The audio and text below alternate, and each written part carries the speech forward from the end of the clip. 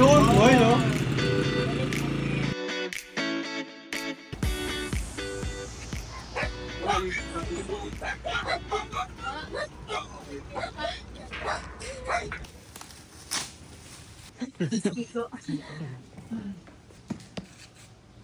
Dito po yung lagayan ng oil. Diyan na rin po kayo magtatapon ng oil kapag mag-change oil. Ay, itatagilid. Tatagilid nyo lang, ma'am. Sasalo nyo siya tapos ipapasok nyo sa sasalahan yun. So, almost 400 ml lang. So, ito-choke mo lang siya ng full. Yung on tong gasoline. Refill starter.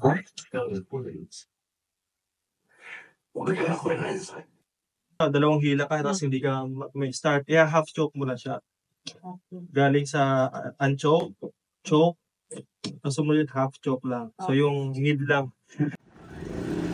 Pag umandar na siya, tapos, testing natin kung ano, kung working na siya, kung i-output na siya. Ayun, meron naman ito lumalabas na. Pwede, try ko nga. Ibalik ko lang sa baba. Tapos, hindi baba na ito. Ikilaw na ito. Output, ibig sabihin ma'am, pag may output, ibig sabihin, good rin siya. Kapag overload, ibig sabihin, sobrang dami na loads ito. Kapag ito naman po yung gumagana, ibig sabihin, low oil na po. So, since ito ang gumagana ma'am, green output, ibig sabihin, perfectly working siya. Ito ma'am, yung kanyang parallel port, para kang halimbawa, mabibiti na kayo ma'am, pwede kayong bumili ulit ng isang ganito, tapos pagsasamahin mo sila. Di ba 2,000 watts ito? Yun yung 4,000 watts ito. Ay, mga charger siya. Pwede na kayo mag-direct charging ng cellphone dyan. Or USB power devices. Yun, 52. 30 volts yan ma'am. Tapos sa susunod yan ma'am, I heard 60. Then ma'am, steady yan, 60. Tapos sa susunod yan ma'am, runtime 00. Kapag nakalagay yung ma'am dito ay 20, change oil ka na. Tapos sumunod ng 50. And then 100. After 100 naman, every 100. Problema nito lagi, carburetor lang. Kapag na-ista ka ng matagal na hindi napapandar, o kaya yung napalagay ninyo na gas is medyo may konting latak.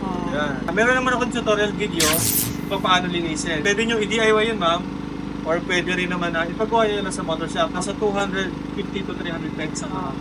Okay na yan. Magandang araw mga ka-Best Buy. So, dito ngayon tayo sa MS4 dito sa Lancaster sa Cavite.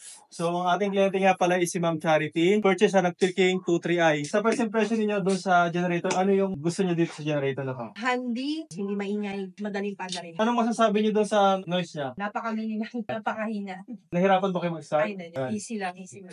Nag-start dito kanina si ate at saka si Ma'am Charity. Nahirapan ba kayo ma'am? Hindi. 58 decibel lang. So, mas tahimik pa siya actually sa normal conversation ng isang tao. So, yung pagsasalita ko ngayon mga ka-Best Buy actually is mas maingay pa kaysa dito sa generator na tama ba Ma'am Charity?